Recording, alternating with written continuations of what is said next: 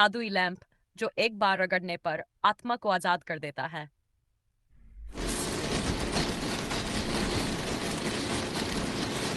उन दूर से आती हवा की सिसकारी। हर चीज जो चमकती है जरूरी नहीं कि वो सोना हो। कुछ चमक मौत को बुलावा देती है। आज की कहानी है कि जो एक बार रगड़ने पर आत्मा को आजाद कर देता है। प्रस्तावना। आरव एक पुरातत्व का छात्र था जिसे प्राचीन चीजें इकट्ठा करने का जुनून था। उसे पुराने बाजारों में घूमना पसंद था। एक दिन राजस्थान के एक सुनसान किले के पास की दुकानों में उसे एक धूल से भरा पीतल का लैंप मिला। दुकानदार ने कहा, इसे मत ले जाओ साहब, ये लैंप नहीं, एक कैद है। पर आरव हंसा और लैंप को खरीदकर अपने गेस्ट हाउस ले आया। रगड़ने की गलती। रात को उत्सुकता में उसने लैंप को कपड़े से रगड़ा। अचानक कमरे की सारी लाइट बंद हो गई। ठंडी हवा चलने लगी और लैंप से एक काली धुएं जैसी आकृति बाहर निकली। 30 साल बाद कोई आया है मुझे आजाद करने। आरव डर गया। कौन हो तुम?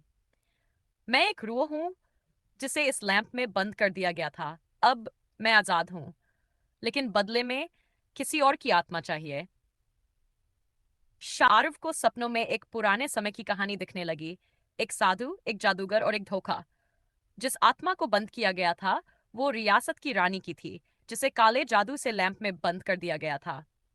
अब वो रानी आजाद थी और धीरे धीरे आरव की जिंदगी बदलने लगी। रात को जमीन से साए निकलते, शीशों में अजनबी चेहरा दिखता। आरव को अकेलेपन में कोई फुसफुसाता सुनाई देता।